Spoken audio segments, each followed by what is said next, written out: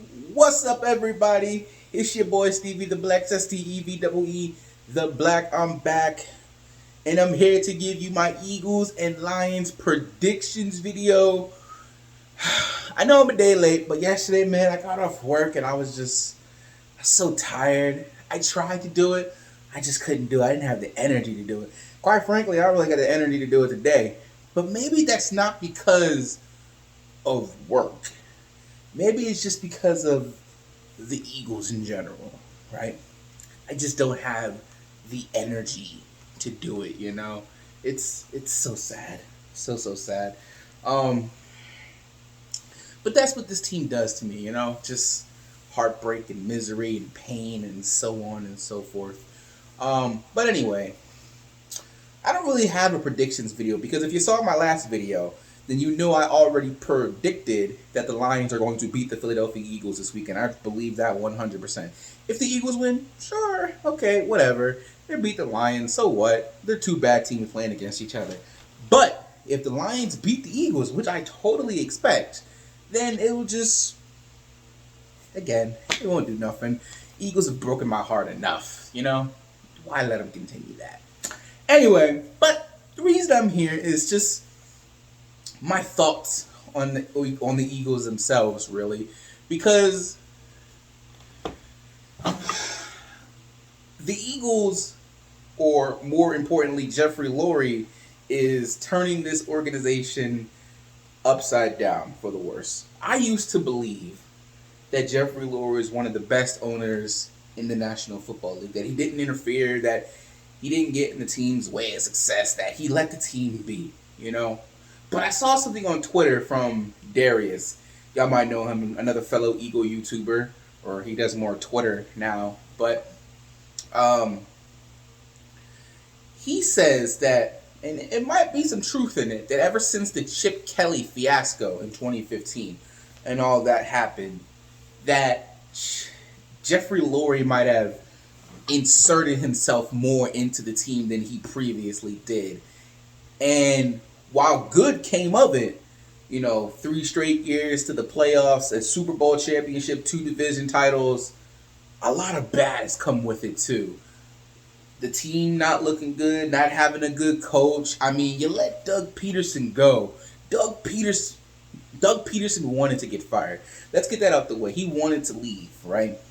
And so in order to force their hand per se, he decided to come up with the most bogus and boneheaded decision a coach he could possibly make, knowing that it would get him fired. But Jeffrey Lurie didn't want to fire him, which is why he gave him another chance, which is why there was a second meeting, right?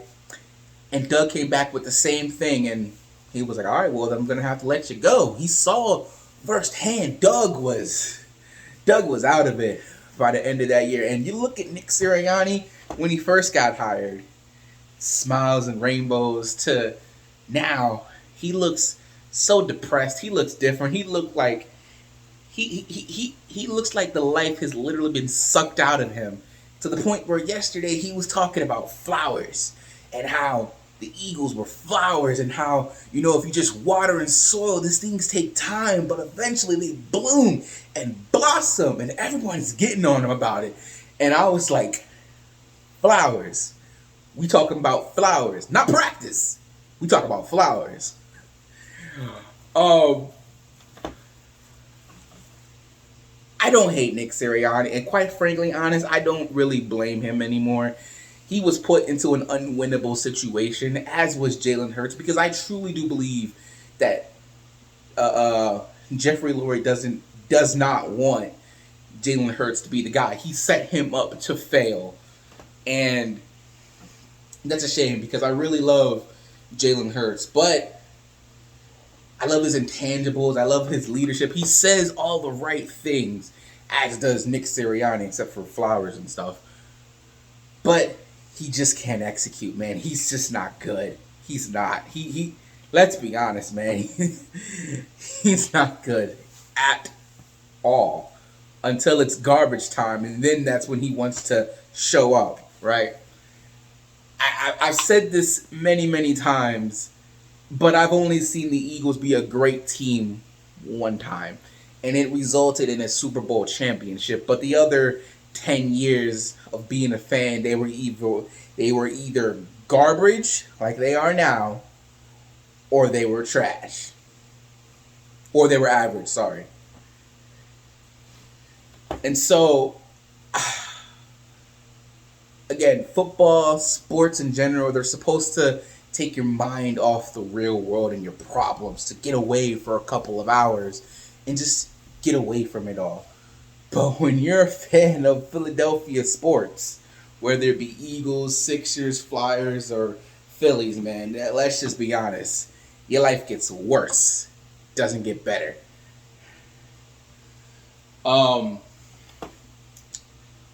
but Jeffrey Lurie has become Jerry Jones. What we used to laugh at Dallas Cowboy fans about.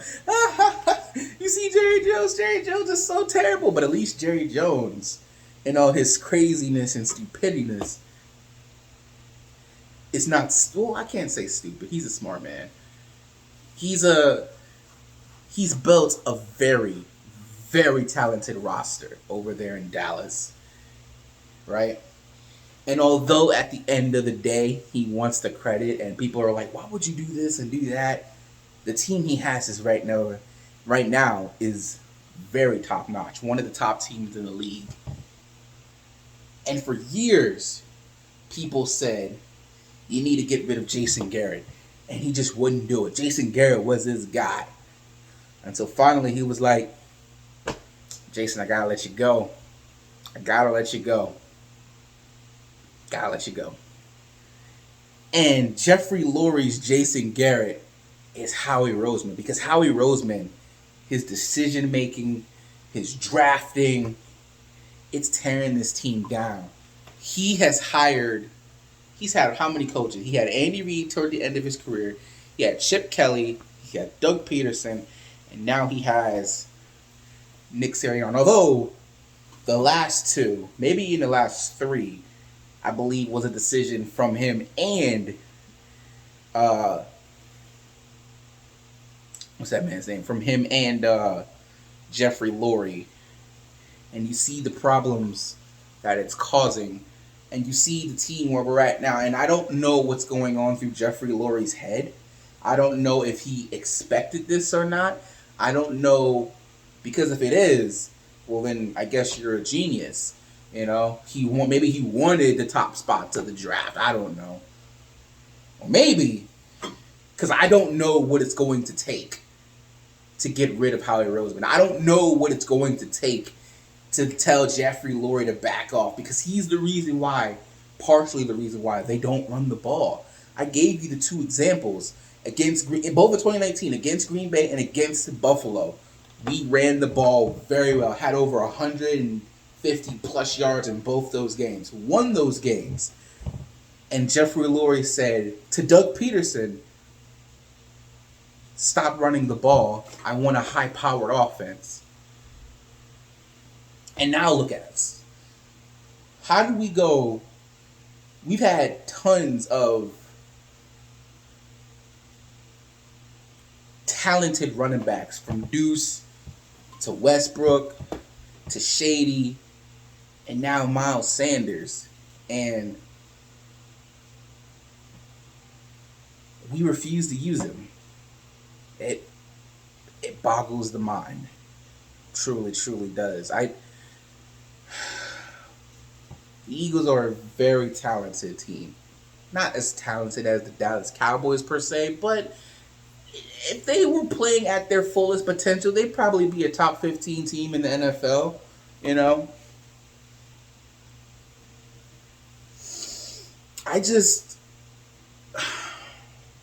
This team is not going to get better until Howie Roseman is gone and until Jeffrey Lurie steps down. Or not steps down, backs up, backs away. I know he's got to be afraid of another Chip Kelly situation, which is why he's so involved, which is why when Darius tweeted that, I'm like, that actually makes sense. So if that's the case, I understand, but at the end of the day, and it got worse because we won the Super Bowl.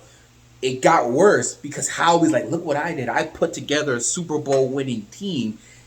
We put together a Super Bowl winning team. We know what you're doing. Nah. See, what you did was you struck lightning in a bottle. You got lucky. You got lucky. And you had a very, very good team that year. But now look where we are 5 years later, not even.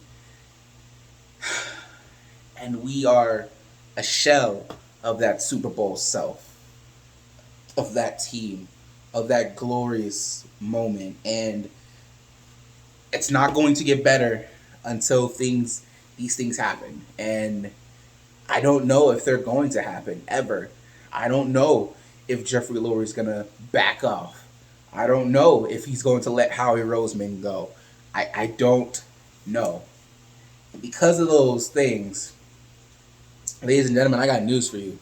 The Philadelphia Eagles, my Philadelphia Eagles, a team that I love, a team that I shout and cheer for,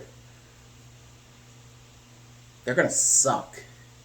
And they're going to suck for a long time. And that's a shame because I don't want to waste Dallas Goedert's career. I don't want to waste Miles Sanders' career. I don't want to waste Lander Dickinson's career. I don't want to waste Jordan Mailata's good years. I don't want to waste Devontae Smith's best years.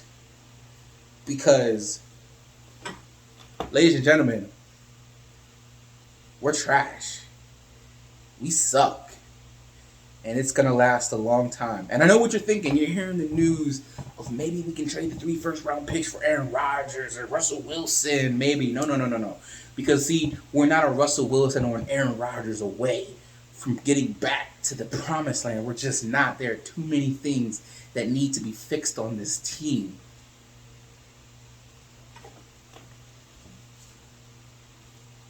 And until you fix the root of the problem, I'll give you an example, right? So a couple months ago, I was dealing with pain in my mouth from my tooth, right? Man, what is it called? It's on the tip of my tongue.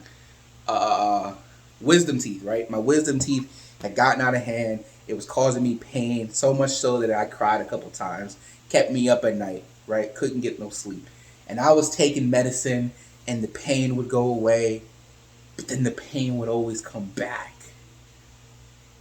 And man, let me tell you, that was just, what is the word? All I was doing was containing the problem, but I wasn't removing the problem, right? Because the only way for me to remove the problem was to literally remove the wisdom tooth out of my mouth. And now I feel great. Get good night's sleep sometimes, right? Jeffrey Lurie and Howie Roseman are the root and cause of this problem.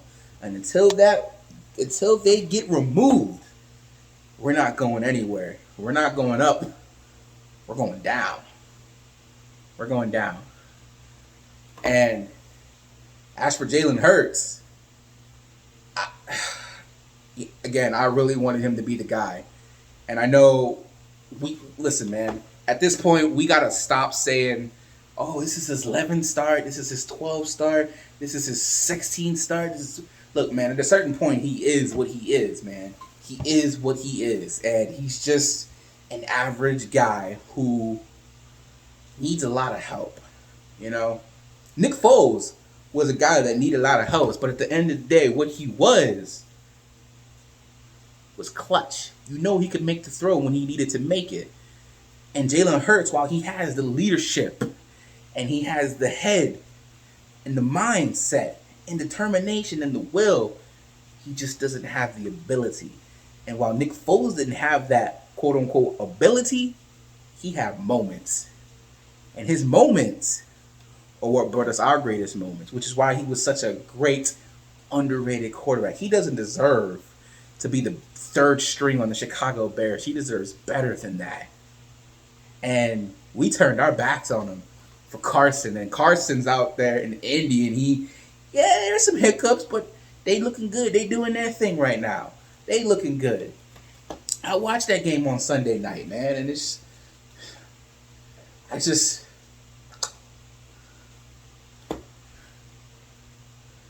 I want to be a winner. I miss it. I only got to experience it for 1 year. Again, didn't see the early 2000s with Andy Reid. Now, I'm sure it was frustrating, to get the NFC Championship after NFC Championship and not win, but at least every year you knew you were going to be a contender. Every year you knew you were going to be there, and the opportunity was there. I've never seen that or experienced that in my life, but once, when we beat the Atlanta Falcons in the Super Bowl, in the championship game, in the divisional round, my heart was like, oh my gosh, we're in the championship game. We're one game away from the Super Bowl. That was so mesmerizing to me because I'm like, I've never seen us in the NFC Championship game. And then when we were in the NFC Championship game, and I was like, oh my gosh, we're going to the Super Bowl. Oh my gosh. And then I think, oh my gosh, we're going to win the Super Bowl with Tom Brady fumble. I'm like, oh my gosh, this incredible feeling. That feeling of winning, that feeling of every Sunday knowing, watching that team, I'm like, yo, we're going to kick some butt today. Ain't nobody going to stop us. I keep seeing these memories pop up on my Facebook page of saying, remember this? Remember this? And I kept saying it every week. We cannot be stopped. We're 6-1. We're 7-1. We're 8-1. We're 9-1. We are so unstoppable. I miss that, man. And as long as the problem is there, it's not going to get any better. It's not. And I don't know if the problem's ever going to be removed. Because the two guys who are the cause of it have some of the biggest egos I've ever seen. Just because they got lucky once. Anyway, that's pretty much it. Those are my thoughts. I'm sorry this video was long. I didn't mean for it to be. But the more I kept talking, the more just things came out, So, Lions fans, I hope you get excited this weekend. You're going to get your first win. Hit me up in the comment section down below. Tell me how excited you are. Tell me your score prediction for the game. Let me know in the comment section. Please remember to like this video, share it.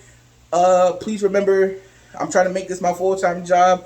I love doing this, man. I really, really do.